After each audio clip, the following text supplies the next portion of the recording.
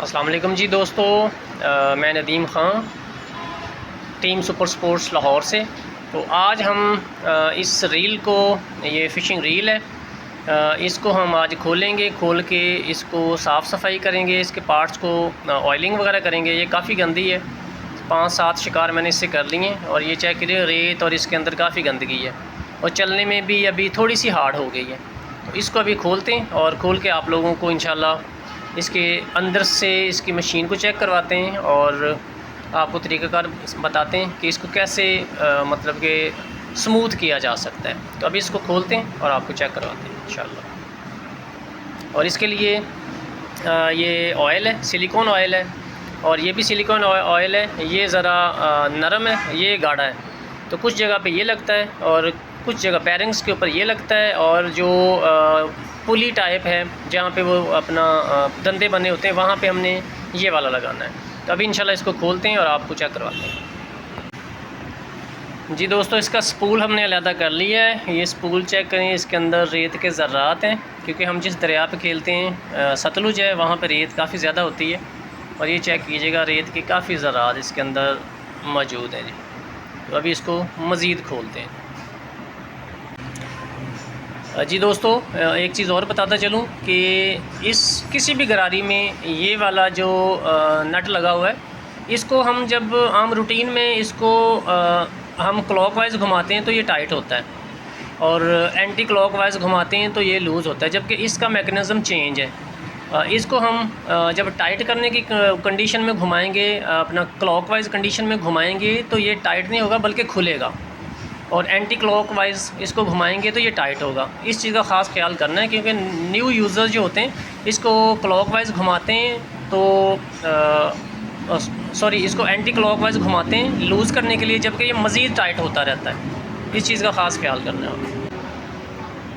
जी दोस्तों, ये वाला हमने खोल लिया है पेज और अभी क्योंकि मैं अकेला हूँ इस वजह से थोड़ा सा वीडियो बनाने में मुझे थोड़ी सी टेंशन हो रही है। ये इसका ये वाला हिस्सा निकला है और अभी ये वाला बचा है।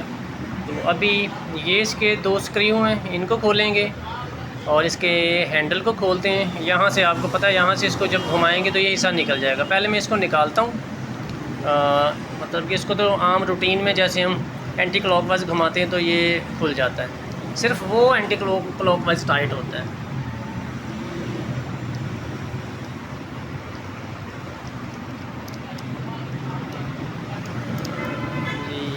इसका निकला है और ये इसका हैंडल भी निकला है जी। ये इसका ओके हो गया। तो अभी हमने 2 स्क्रू ये खोलने और तीसरा स्क्रू ये है और ये जो सिल्वर कलर जो है इसके पीछे ये एक स्क्रू लगा हुआ है। इन स्क्रूज़ को खोल के तो आपको मैं चेक करवाता हूँ इंशाल्लाह। जी दोस्तों, ये स्क्रू मैंने खोल लिए हैं। इसके पीछे का भी छोटा स्क्रू खोल लिया है। इसको जब निकालते हैं तो इसके अंदर भी एक स्क्रू होता है इस पूरी मैकेनिज़्म को बैलेंस और टाइट रखने के लिए। अभी मैं चेक करवाता हूँ आपको।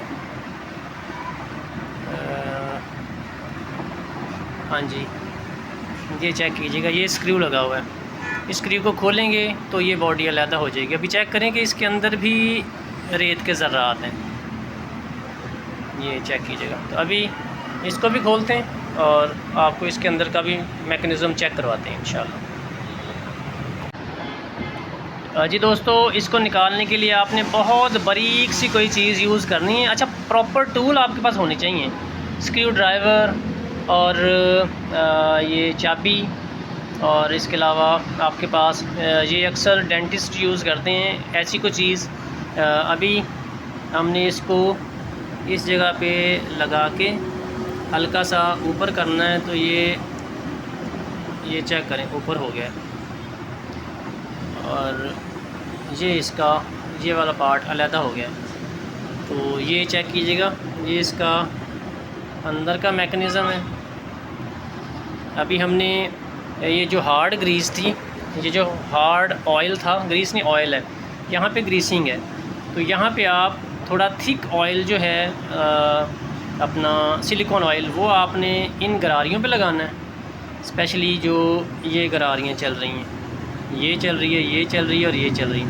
इन पे आपने ये लगाना है और जहाँ जहाँ भी बेरिंग है उनके ऊपर आपने ये वाला लाइट पतला ऑयल जो है ये यूज़ करना है। इन चीज़ों का आपने ख़ास ख्याल करना है। तो अभी इंशाल्लाह इसको मैं मज़ीद खोलता हूँ और आपको चेक करवाता हूँ। अच्छा दोस्तों, एक चीज़ और कि इस वाले पार्ट को निकालने के लिए ये थोड़ी सी हल्की गरारी है। यहाँ पे ये वाला इन्होंने एक बुश लगाया हुआ है, जबकि अच्छी वाली गरारियाँ जो हैं जैसे ये मेरे पास हॉर्नेट है, इनके अंदर इस जगह पे उन्होंने बेरिंग दिया हुआ है ताकि स्मूथली ये काम करे। तो ये मतलब कि उस लेवल की नहीं है। बाकी अच्छी जो गरारियाँ होती हैं वहाँ पे इस जगह पे उनमें बेरिंग होता है। अच्छा, अभी इस चीज़ को निकालने के लिए हमें ये वाला स्क्रू खोलना पड़ेगा। एहतियात करनी है, आप पहले इसके मैकेनिज़्म को चेक कर लेना है और स्पेशली एक पिक्चर उतार लेनी है ताकि दोबारा पार्ट्स को लगाते हुए आपको खोलने से पहले एक पिक्चर उतार लेनी है आपने, ताकि पार्ट्स को दोबारा लगाते हुए आपको उसकी तरतीब का आइडिया हो जाए। अभी स्क्रू को खोलते हैं ताकि ये वाला इसकी जो शाफ्ट है ये बाहर निकल सके। तो अभी खोल के तो आपको चेक करवाता हूँ इंशाल्लाह। जी दोस्तों, शाफ्ट को निकाल लिया गया है। अभी चेक करें कि ऑयलिंग ज़रूर थी इस पर, मगर ऑयलिंग प्लस डस्ट मिल के उसने ये एक कीचड़ का समा बनाया हुआ है। और अभी मेरे हाथों को जब रगड़ रहा हूँ तो फ़ील हो रहा है जैसे रेत के ज़र्रात। तो ये चीज़ जो है ये इसको जाम करने में अहम किरदार अदा करती है। तो ये चेक कीजिएगा। अभी इसको मतलब कि साफ़ करते हैं और इन पार्ट्स को भी खोलने की कोशिश करते हैं इंशाल्लाह ताला। जी दोस्तों, ये स्क्रू खोल लिया गया है। अब स्क्रू के खोलने के बाद में हमने इस वाले पार्ट को निकाल लेना है, ये रखा। और उसके बाद में फिर ये वाला जो पार्ट है इसको भी आपने निकाल लेना। मैं हाथ से निकालने की कोशिश करता हूँ। हाँ जी, ये निकल आया है। ये आपने निकाल लेना है। उसके बाद में फिर ये वाला पार्ट जो है ये आसानी से निकल आएगा।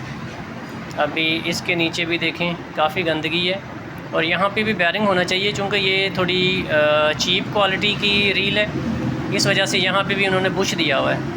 अच्छी क्वालिटी की जो भी रील होगी यहाँ पे बेरिंग होगा। तो ये खुल गया और ये हमारा तकरीबन पार्ट जो है इसको यहाँ से निकालने की ज़रूरत नहीं है, इसी जगह पे ये साफ़ हो जाएगा। तो अभी इन पार्ट्स को मैं क्लीन करता हूँ, क्लीन करके तो आपको चेक करवाता हूँ इंशाल्लाह। सारे पार्ट्स बहुत गंदे हैं जी दोस्तों, ये सारे पार्ट्स हमारे चेक कीजिएगा नीट एंड क्लीन हो चुके हैं अल्हम्दुलिल्लाह। ये चेक कीजिएगा, ये हो गया, ये हो गया और ये सारे पार्ट्स हमारे नीट एंड क्लीन हो चुके हैं, ये वाले भी। अभी इनको असेंबल करते हैं जी। और इन जगहों पे हमने लगानी है सिलिकॉन ग्रीस। ये थोड़ी हार्ड है, इसको लगाना है। और बाकी जहाँ पे बेरिंग तो मुझे यहाँ पे कोई नज़र ही नहीं आया, सिर्फ इन्होंने ये बुश लगाए हुए हैं। और एक बेरिंग मुझे नज़र आया है, वो ये वाला है, ये सामने। तो यहाँ पे ऑयलिंग करते हैं और इनको असेंबल करते हैं और आपको चेक करवाते हैं इंशाल्लाह। जी दोस्तों, ग्रीसिंग हो चुकी है, ऑयलिंग हो चुकी है। ये पार्ट्स अपनी अपनी जगह पे मैंने फ़िट कर दिए हैं। तो अभी ये वाली बॉडी जो है इसकी इसको एडजस्ट करते हैं जिसके ऊपर जी। तो ये होगी कुछ इस तरह से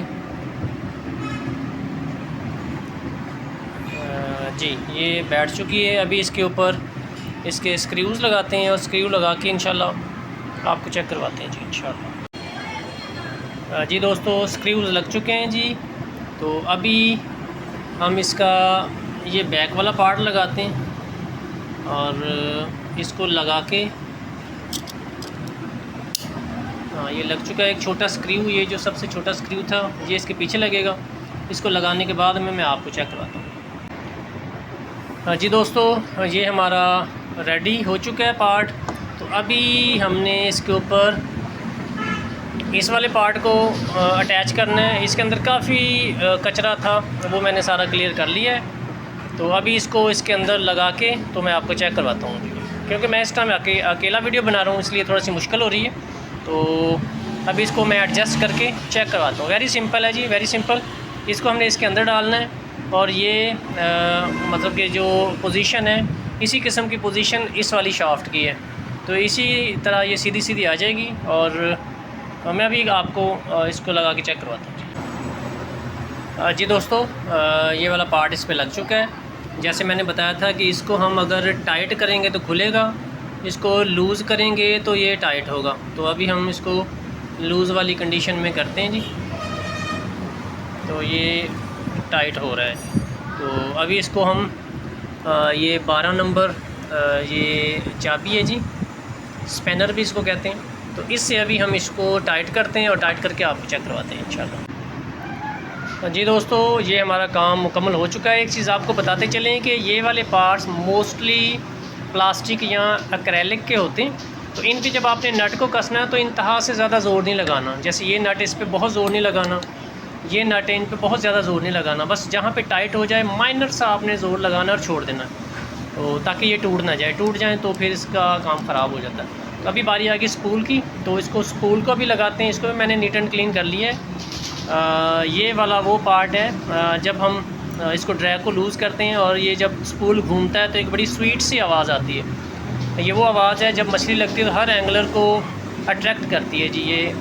तो वो आवाज़ इस वाली पतरी की आती है, इस वाली पतरी की। और ये जो है ये स्पूल क्लिप है, स्पूल का लाइन क्लिप है, लाइन को कंट्रोल करने के लिए।